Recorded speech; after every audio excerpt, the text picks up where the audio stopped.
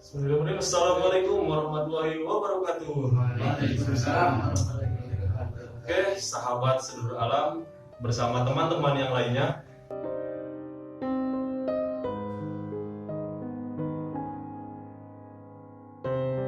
Oke, mungkin sebelum kita melanjutkan video ini, mungkin kita baiknya bersolawat dulu ya. Ya, betul.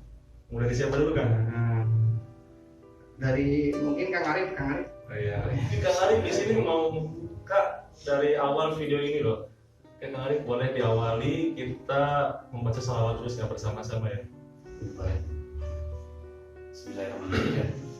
Allahumma sholli ala sayyidina Muhammad wa asghir li dhalimin min dhalimin. Allahumma sholli ala sayyidina Muhammad wa asghir dhalimin min dhalimin wa akhrijna min bainihim salimin wa ala alihi wa sahbihi ajma'in. Semoga dengan membaca salawat ini kita dijauhkan dari segala mara bahaya dunia maupun akhirat dan dipermudahkan segala urusannya, dipanjangkan umurnya, diberi kesehatan selalu.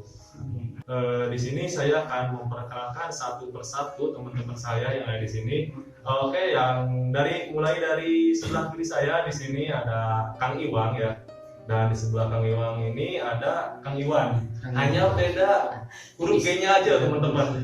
Yang satu Kang Iwang, yang ini Kang Iwan. Gitu. Gak pakai G ya teman-teman. Dan di sebelah Kang Iwang juga ada Kang Oman di sini ya. Terus mungkin teman-teman sudah kenal lagi sama saya. Ini saya Kang Bilal sendiri dan ada Kang Romat. Yang bosan. Dan sebelahnya Kang Romat lagi ada Kang Akso di sini. Kang kelihatan ya Kang? Iya. Dan di sebelah Kang Akso ada teman kita yang selalu tampil. Beliau ini adalah Kang Adi, teman-teman. Yang pasang setiap hari. Ya itu. Oke, sahabat sedulur alam semuanya. Ya mungkin di kesempatan kali ini kita itu akan membahas apa ya Kang Rohmat? Yang jelas membahas ini temen yang ngopi itu apa sih obrolannya gitu. Temen yang ngopi ya silakan lah kita buka obrolannya. Jadi kita sambil ngopi maksudnya. Oh iya. Dalam keseharian kita hidup ya,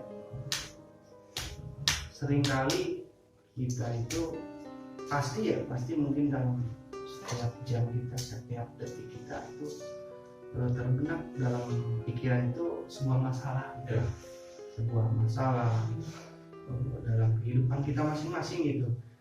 Semua manusia yang hidup mungkin dikasih permasalahan, tapi kapasitas permasalahan itu beda-beda gitu, beda-beda. Jadi mungkin lebih cocoknya kita ambil materinya gimana sih menyikapi masalah menurut versi kita ya, para sedulur semua ya. Benar Jadi menyikapi sebuah masalah versi kita. Nah oke. Kita tarik dulu ke belakang dulu ya, ada sebuah keterangan gitu, ada sebuah keterangan riwayat hadis gitu.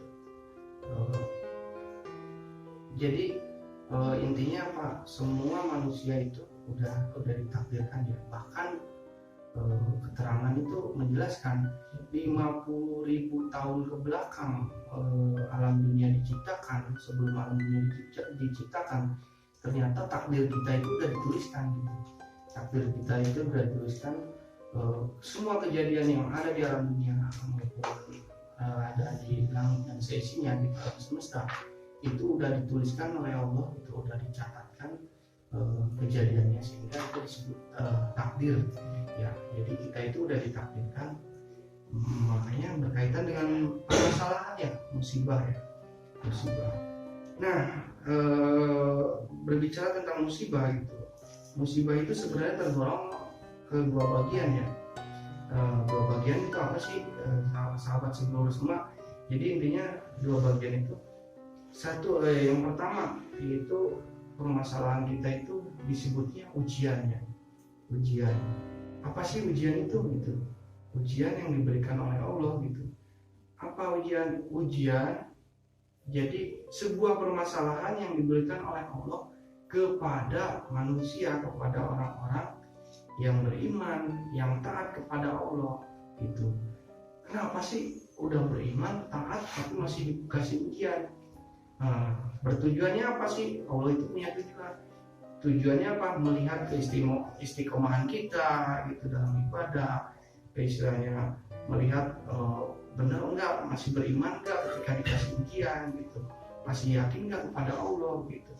Nah, ujian itu banyak ya rupanya gitu. Kadang-kala kita dikasih ujian melalui ekonomi, melalui kesehatan, bahkan mungkin ada cekcok mulut gitu di antara sedulur semua gitu kan, itu termasuk ujiannya. Nah, ada yang kedua juga dikategorikan dalam musibah itu, dalam masalah itu apa yang kedua yang mudah-mudahan kita nggak ngalamin ya, mudah-mudahan kita nggak ngalamin, yaitu azab ya, disebutnya azab. Azab itu apa sih? Azab itu sebuah permasalahan yang diberikan oleh Allah kepada seseorang yang memang nggak taat gitu, yang lalai terhadap Allah, yang tidak melaksanakan kewajiban, yang nggak pernah bersyukur, sehingga diturunkan azab gitu. Tujuannya apa sih Allah itu memberikan azab? Tujuannya tidak lain hanya untuk mengingatkan biar mereka itu kembali lagi meyakini kepada Allah bahwa semua itu terjadi karena Allah. Semua itu terjadi istilahnya oleh kehendak Allah, oleh takdir Allah. Nah, jadi menyikapi dari kedua permasalahan tersebut pasti semuanya pernah ya, mungkin sahabat seluruh semua ya, kadang-kadang mungkin di benak, aduh ya pusing nggak ada pemasukan, contoh kecil, atau aduh bingung nih, istilahnya keluarga dikasih sakit terus, atau badan fisik dikasih sakit terus gitu. Nah, kadang-kadang kita lupa gitu, kadang-kadang kita lupa seolah-olah Allah itu gimana terhadap kita ya. Jadi berprinsipnya, ya Allah kok Allah segininya gitu ngasih ujian kepada saya. Allah kok tega banget gitu sampai udah kayak gini tapi belum ada perubahan. Umur saya udah sampai segini kok belum ada istilahnya perubahan dalam kehidupan. Ternyata apa? Kalau kita berpikir kilas balik ke belakang, kita itu udah berbuat apa sih kepada Allah gitu? Kita udah memberikan apa kepada Allah gitu? Kalau kita mengulas ke belakang, ternyata Allah itu ya kalau dilihat di video-video sebelumnya ya, Allah itu hanya memerintahkan ibadah gitu. Udah maksimal belum sih dalam kita beribadah gitu? Nah, salah satu contohnya. Oke. Lari ke permasalahan mungkin tadi yang dibahas solusi ya. Kita sih punya solusi.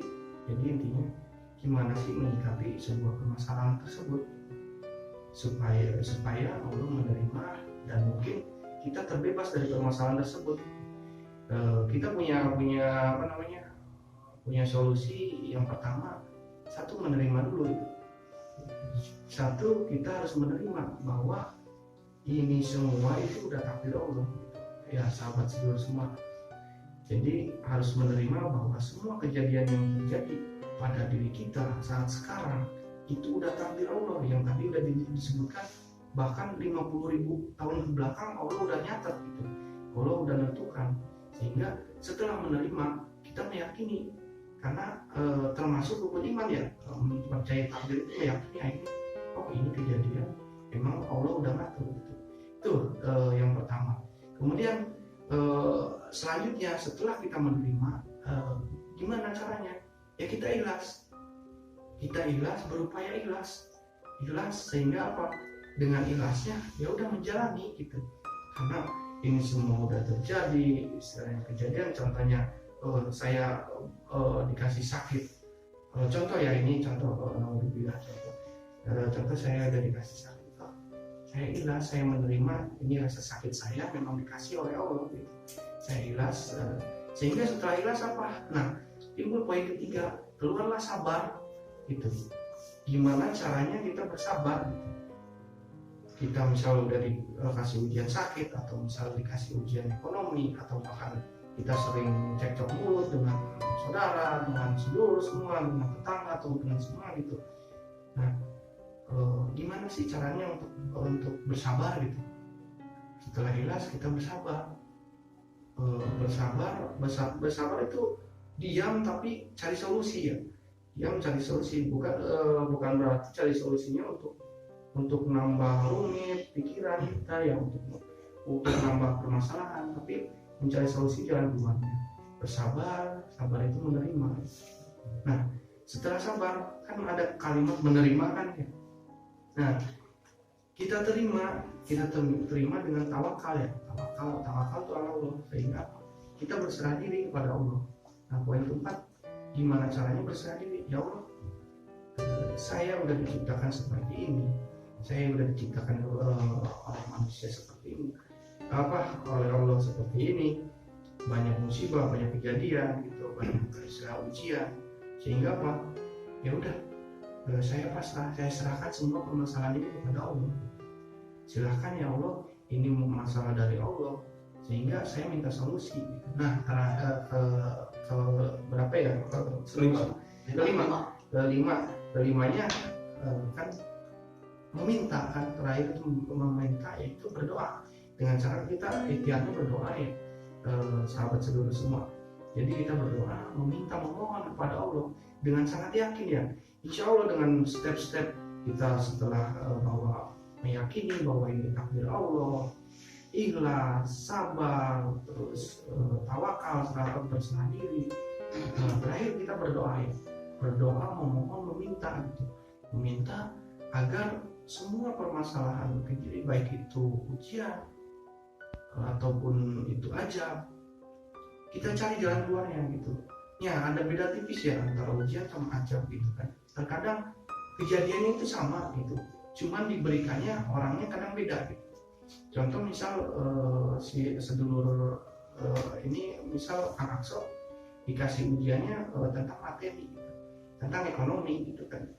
Nah, Akso ini rajin ibadah gitu, apa nanti kewajiban bahkan sunnah-sunnah pun dijalani. Tapi ini contoh ya Kang ya, jangan marah nih, ini dicontohkan aja.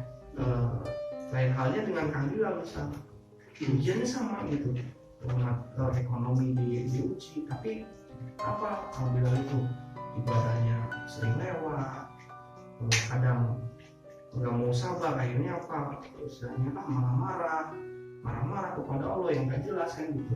Nah, ngapain ibadah, ngapain saya berdoa gitu, kok gini-gini terus gitu. Kadang-kadang kan orang yang udah mentok, udah pikirannya udah kepepet, sehingga berpikiran seperti itu.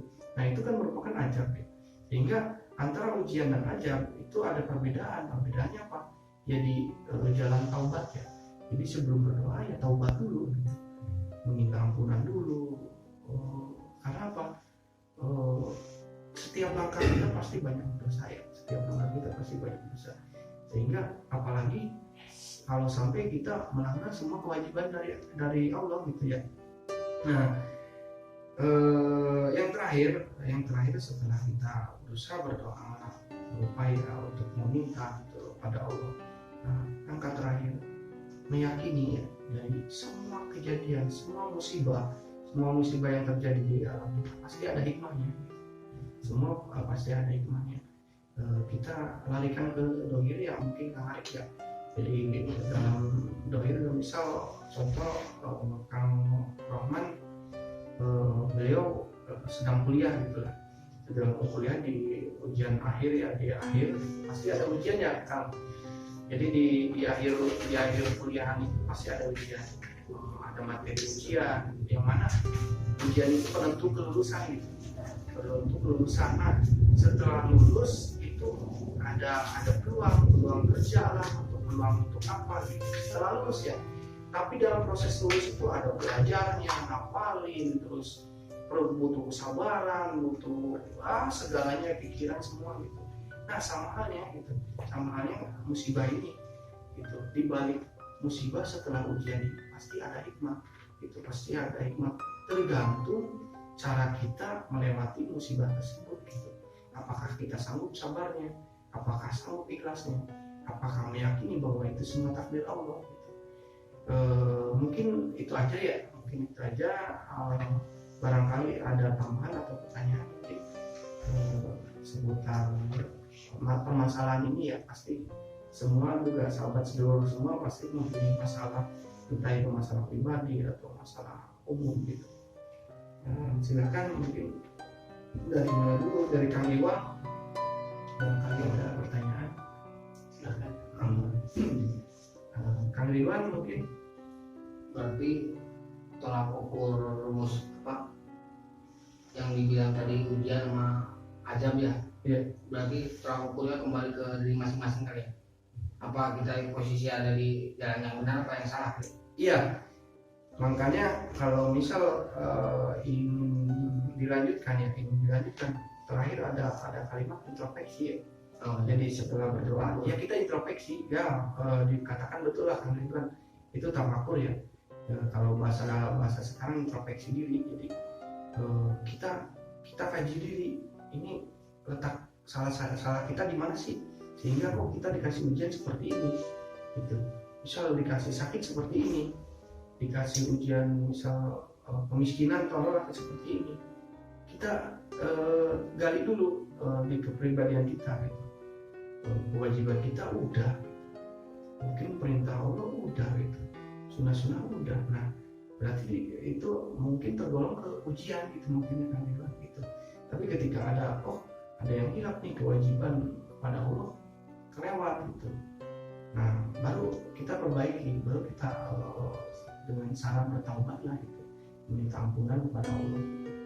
Ya bagus Kang Ridwan. Jadi memang harus mempunyai harus punya untuk introspeksi diri bahwa letak kesalahan, letak musibah itu karena apa gitu, tidak karena faktor apa, memang dari faktor kita gitu atau faktor yang lain kan.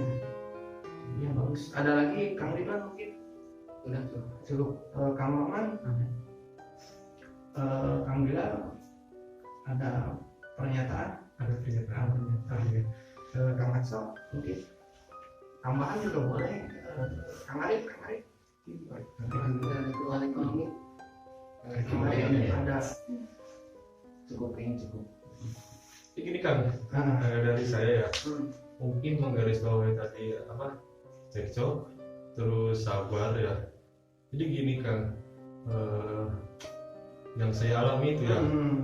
Jadi gimana sih kita itu menghadapi seseorang itu jadi bisa dibilang dia itu menuntut sesuatu dari kita loh. Nah terus saya itu sudah jalani apa yang mau dia mau gitu. Saya udah jalanin, tetap sama orang itu disalahkan. Dan terkadang saya juga mungkin nggak bisa sabar loh. Yang mungkin bisa dibilang saya juga emosi ya, jengkel seperti itu. Jadi kan tadi kata Kang Rahmat kira-kira harus sabar. Nah jadi yang saya pengen tahu itu ada berapa tingkatan kan dari kesabaran itu. Dan satu lagi Kang, untuk menghadapi dan menyikapi orang yang punya sifat seperti itu sama kita itu kayak harus seperti apa gitu. Itu aja sih Kang. Oke. Kalau bicara dengan sabar ya, kata sabar memang sangat gampang diucapkan, tapi dijalani memang itu sedikit berat ya. Mungkin saya sendiri juga belum tentu bisa menghadapi masalah seperti itu. Cuman dalam arti kesimpulan, sabar kalau menurut versi kita itu sabar tanpa batas ya. Kalau sabar itu tanpa batas. Ketika sabar itu dibatasi, berarti itu namanya bukan sabar gitu. Dalam artian kita punya batasan sabar itu 1 hari gitu. Misal kita sabar, besoknya kalau itu saya hantam nih, contoh kecil misal ada permasalahan.